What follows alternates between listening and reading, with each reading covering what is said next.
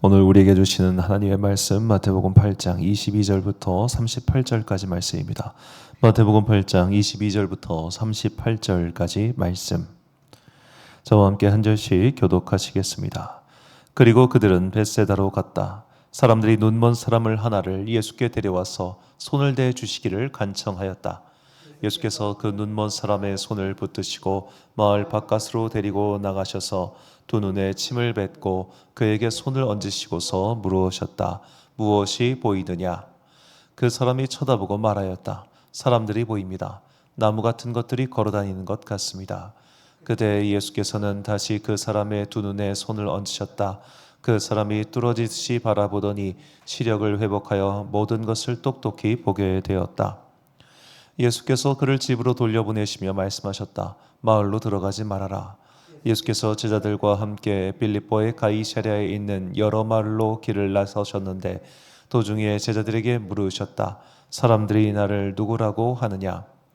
제자들이 예수께 말하였다. 세례자 요한이라고 합니다. 엘리야라고 하는 사람들도 있고 또 예언자 가운데 한 분이라고 하는 사람들도 있습니다. 예수께서 그들에게 물으셨다.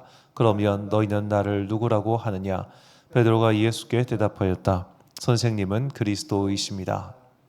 예수께서 그들에게 엄중히 경고하시기를 자기에 관하여 아무에게도 말하지 말라고 하셨다. 그리고 예수께서는 인자가 반드시 많은 고난을 받고 장로들과 대제사장들과 율법학자들에게 배척을 받아 죽임을 당하고 나서 사흘 후에 살아나야 한다는 것을 그들에게 가르치기 시작하셨다.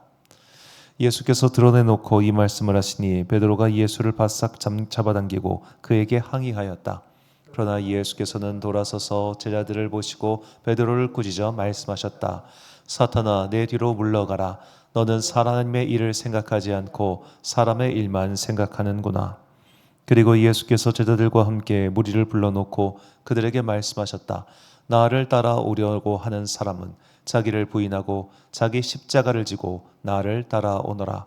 누구든지 제 목숨을 구하고자 하는 사람은 잃을 것이요 누구든지 나와 복음을 위하여 제 목숨을 잃는 사람은 구할 것이다. 사람이 온 세상을 얻고도 제 목숨을 잃으면 무슨 이득이 있겠느냐? 사람이 제 목숨을 되찾는 대가로 무엇을 내놓겠느냐? 함께 있습니다. 음란하고 죄가 많은 이 세대에서 누구든지 나와 내 말을 부끄럽게 여기면 인자도 자기 아버지의 영광에 쌓여 거룩한 천사들을 거느리고 올 때에 그를 부끄럽게 여길 것이다. 아멘. 예수님은 사람 꼴을 보신다 라는 제목으로 하나님의 말씀 선포하겠습니다. 이런 화면이 죄송합니다.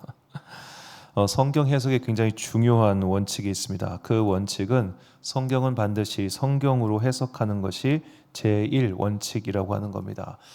그러니까 해석이 어려운 본문들이 분명히 있습니다. 이게 도대체 무슨 말인가? 이게 왜 이렇게 적어놨을까? 성경 저자들은. 자, 그런 것이 있을 때 이것은 성경 내 다른 본문의 도움으로 해석하라는 원칙입니다. 이것은 해석의 일관성을 위해서 이렇게 말을 하고 있는 겁니다. 자, 잠깐만 화면 조정 좀 하겠습니다.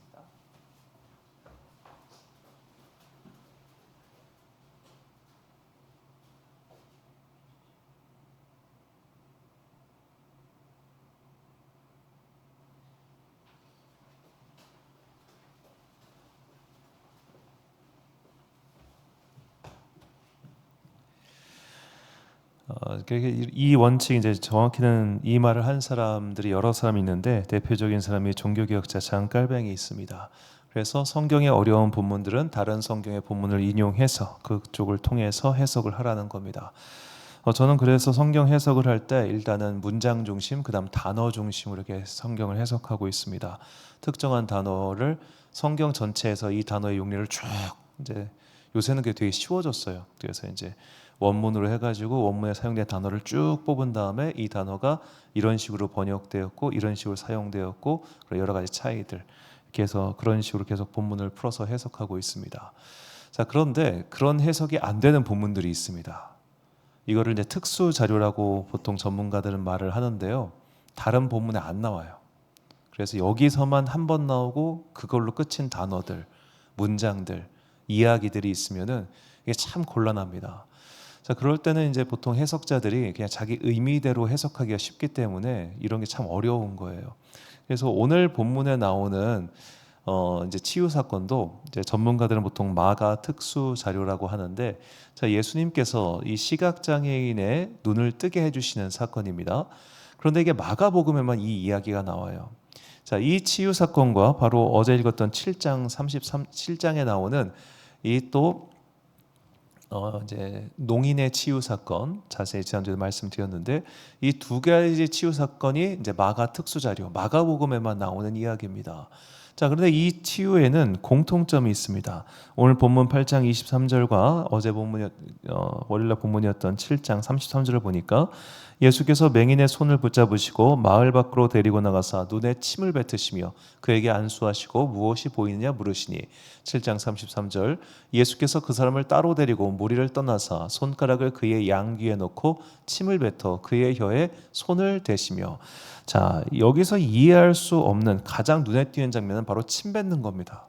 왜 침을 뱉으셨을까? 자, 그리고 무리를 떠나게 하시고 마을을 밖으로 데리고 나와서, 즉 사람들이 그를 안 보는 데에서 그의 장애가 일어난 부분에 침을 뱉으셨다는 거예요. 자, 어느 주석을 보면 그 당시 사람들이 어떤 침에는 뭐 치유 효능이 있어가지고 뱉으셨을 것이다, 이렇게 말하는 것도 있습니다. 아니 뭐 침 바르면 나, 뭐 그렇게 말을 하는 것처럼. 그런데 침에는 그런 효능이 없어요. 없는 거 우리 다 알고 있지 않습니까? 오히려 성경 안에서도 누군가에게 침을 뱉는다는 행위는 굉장히 모욕적인 행위로 등장을 합니다. 민수기 12장 14절과 신명기 25장 9절 말씀 보니까, 그 얼굴에 침을 뱉었을지라도 그가 이래 동안 부끄러워하지 않겠느냐, 그의 얼굴에 침을 뱉으며 이르기를 그의 형제의 집을 세우기를 즐겨하지 아니한 자에게는 이같이 할 것이라 하고. 그러니까 모세의 율법에서도 누군가의 얼굴에 침을 뱉는다고 하는 것은 그를 모욕하는 행동이라 이 말입니다. 자, 그런데 예수님께서 지금 공교롭게도 자, 농인과 그리고 시각장애인 둘 다 얼굴 쪽의 부위에 장애를 가지고 있는 사람의 그 부위에다가 침을 뱉으세요. 침을. 이거는 누가 보더라도 이상해요. 특히 그 농인 치유 사건 같은 경우는 분명히 침을 뱉으신 손으로 그 혀를 만지신 건지 아니면 그 혀를 쭉 뺀 다음에 걷다 침을 뱉으신 건지 우리가 알 수는 없지만, 여하튼 뱉은 건 뱉은 거예요. 당황스럽지 않습니까?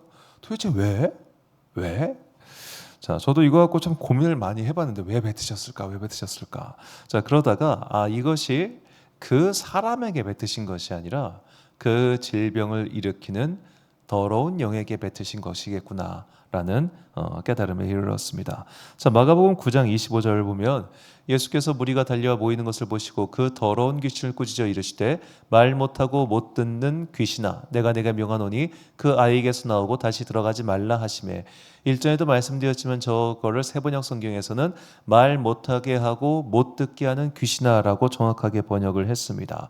그러니까 마가복음은 분명하게 우리 몸에서 여러 가지 각종 장애나 질병을 일으키는 것이 더러운 영의 작용이라고 분명히 우리에게 알려주고 있습니다. 이것에 대해서는 이미 자세하게 말씀드린 적이 있습니다. 마가복음 5장 강의할 때. 자, 이렇게 더러운 영이 질병을 일으키고 장애를 일으키고 있기 때문에, 특별히 신체에 장애를 일으키는 그 영에 대해서 예수님께서 그 영에 대해 침을 뱉으셨다. 저는 이렇게 해석하고 싶습니다. 이건 그냥 제 해석입니다. 자, 그래서 그 더러운 영을 내쫓기 위한 일종의 사전 작업이다라고 할 수 있겠죠. 자, 그렇다면 왜 예수님께서는, 그러면 사람들 다 있는 데서 하면 되지, 왜 그들을 따로 저쪽으로 데리고 가서 거기서 그렇게 하셨을까요? 물론 예수님께서는 이전에도 여러 번 이제 사람들에게 알리지 마라 이런 걸 말씀하시는데, 아예 치료 자체를 저 안 보는 데서 하시는 건 조금 독특합니다. 상황 자체가. 이것도 저는 이렇게 생각합니다. 자, 모르는 제3자가 볼 때 누군가의 얼굴에 침을 뱉는 것은 모욕적인 행동입니다. 모르는 제3자가 볼 때 그 사람은 자칫하면 예수님께서 저 사람을 모욕하셨어라고 해석할 수도 있기 때문입니다. 어쩌면 정확하게 예수님께서는 저 사람이 더럽다고 생각하셔서 저 사람을 치유할 수 있네 하고 침을 뱉으신 거야 라고 자기 마음대로 해석할 수도 있지 않겠습니까? 그런 것을 미연에 방지하고자 예수님께서는 그 사람을 따로 안 보이는 곳에 데려가셔서 그의 질병 부위에 그 질병과 장애를 일으키는 더러운 영에게 침을 뱉으시고 그를 치유하신 것이다. 저는 그렇게 해석하고 있습니다. 왜냐하면 예수님께서는 물론 이것이 성경에 나오는 말은 아닙니다만 죄는 싫어하시되 사람을 싫어하시지 않았기 때문이죠. 예수님은 사람을 사랑하셨습니다. 그리고 우리에게 여러 가지 죄를 일으키게 만드는 혹은 죄에게 넘어가게 만드는 더러운 영을 내쫓는데 힘을 쓰셨을 뿐입니다. 예수님께서 죄는 멀리하시되 사람을 품으셨다는 것을 보여준 대표적인 사건이 요한복음 8장에 나오는 이 초막절날 장애가 간음을 한 여인의 이야기입니다. 요한복음 8장 10절과 11절 말씀 보면 예수께서 일어나사 여자 외에 아무도 없는 것을 보시고 이르시되 여자여 너를 고발하던 그들이 어디 있느냐 너를 정죄한 자가 없느냐 대답하되 주여 없나이다. 예수께서 이르시되 나도 너를 정죄하지 아니하오니 가서 다시는 죄를 범하지 말라 하시니라. 아멘. 예수님께서 그 여인에 대해서 그 여인을 둘러싸고 돌을 던지려고 하는 사람들 그들 앞에서 무언가를 끄적끄적 쓰시죠. 무엇을 쓰셨는지는 성경에 나오지 않습니다. 다만 그러자 그들이 모두 돌을 내려놓고 제각각 갈 길로 돌아갑니다. 자, 우리는 이 요한복음 8장에 나오는 이 사건의 배경이 초막절 축제 기간이라는 것을 염두에 두어야 합니다. 초막절은 이스라엘 지금도 그렇습니다만 이스라엘 최대 축제 기간입니다. 이스라엘 최대의 축제 기간에 그들은 간음한 여인을 붙잡아다 돌로 치려고 합니다. 남자는 없습니다. 여자만 있습니다. 도대체 어떤 이유인지 우리는 전혀 알 수 없지만 적어도 한 가지는 알 수 있죠. 지금 거기에 모인 그 사람들 중에 초막절 축제에 관심 있는 사람은 한 명도 없습니다. 그저 사람을 정죄하고 죽이려고 하는, 한마디로 말해 사람 꼴 못 보겠는 사람들만 거기 모여 있는 것이죠. 그러나 예수님께서는 그러지 않으셨습니다. 죄는 죄고 사람은 사람인 것이죠. 자, 우리는 더러운 옷을 입고 있는 사람을 보면 그 사람 자체도 더럽게 볼 겁니다. 하지만 미국에서 가끔씩 그런 프로그램이 있습니다만 노숙자들도 씻겨놓고 입혀놓고 깎아놓으면 전혀 다른 사람이 되지요. 예수님의 보혈은 바로 그런 것입니다. 그가 더러운 영에 잠식되어서 죄를 질 수 있고 병에 걸릴 수 있고 장애에 걸릴 수 있습니다. 그러나 예수님께서는 그가 병에 걸린 상태가 아니라 그 이전에 깨끗한 영의 상태를 보셨기 때문에 더러운 영에게 명해서 그 더러운 영을 내쫓으셨고 그를 정상적인 상태로 돌려 놓으셨습니다. 우리는 오늘 누군가를 바라볼 때 그의 겉면에 드러난 죄와 혹은 더러운 영에 잠식된 상태만 볼 겁니다. 그리고 그를 멀리하려고 할 겁니다. 저런 사람과 가까이에서 좋을 것이 없어라고 말이지요.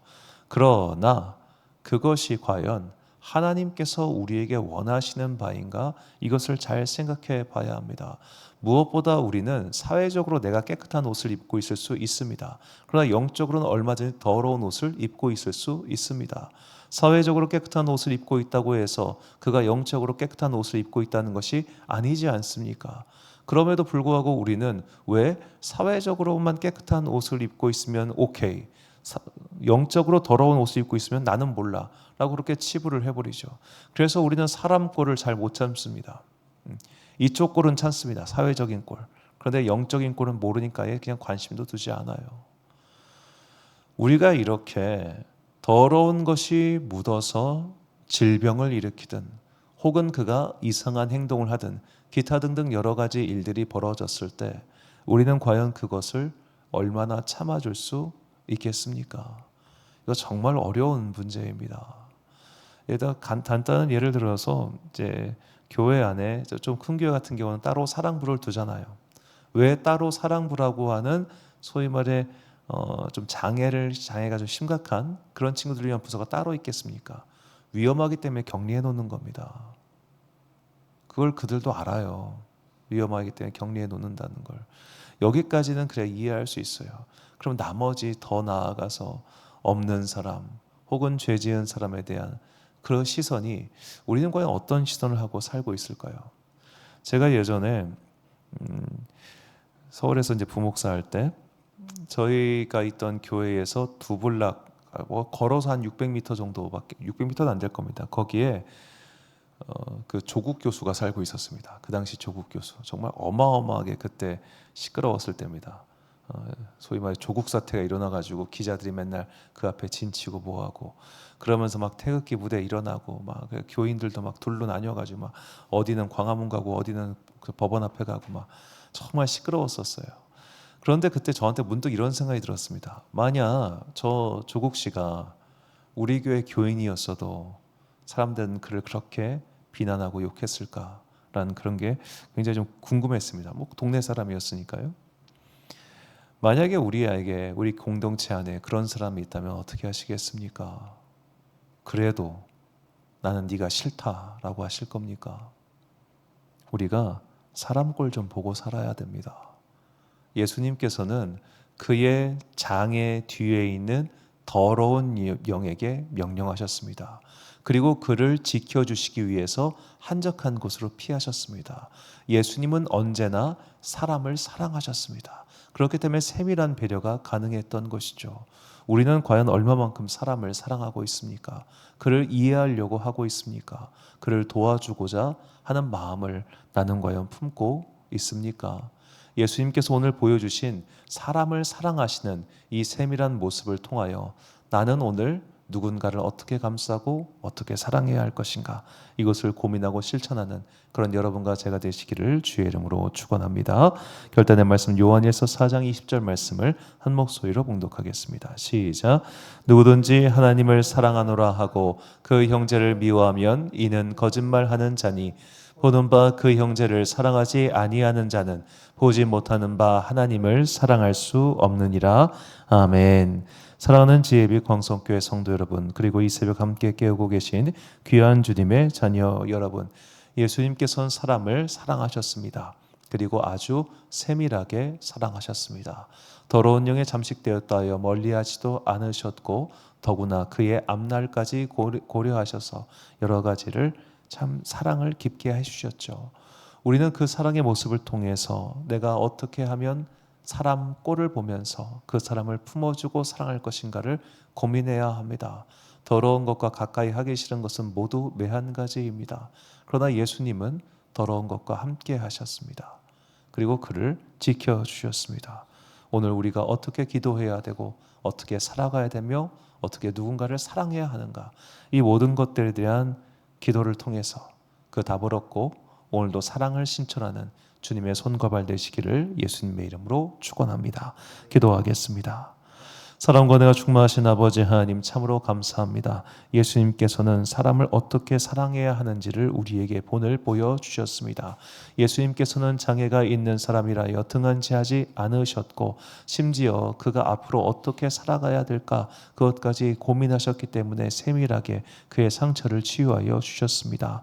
오늘 우리는 어떻게 누군가를 사랑하고 있는지 돌아봅니다.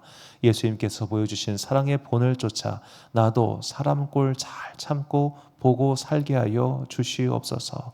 사람에 대해서 인내하고 참고 사랑으로 감싸줄 수 있는 그리스도의 마음을 품게 하여 주옵소서.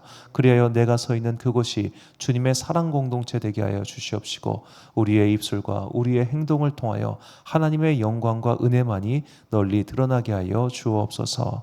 한 주의 중간인 수요일입니다. 함께 모여서 예배드리는 모든 순간에 주님께서 은혜 내려 주옵소서. 각자의 삶의 자리에서 열심히 살아가는 당신의 자녀들에게 복과 은혜를 내려 주옵소서. 이제 연말입니다. 남은 2025년의 시간을 잘 갈무리하여 다가오는 새해를 정말로 능력과 은혜 가운데 힘차게 살아가기는 모든 주의 자녀들 되기를 간절히 소망하오며 이 모든 말씀 우리 구주 예수 그리스도의 이름으로 기도드립니다. 아멘. 오늘의 기도 제목입니다. 더러운 영이 묻은 나를 깨끗하게 해달라고 기도합시다. 또 그 영이 묻은 사람을 미워하지 않고 더러운 영을 내쫓아달라고 중보기도 합시다. 오늘 주신 기도의 제목 가지고 기도와 묵상에 힘쓰는 하루 되시길 바랍니다. 기도하겠습니다.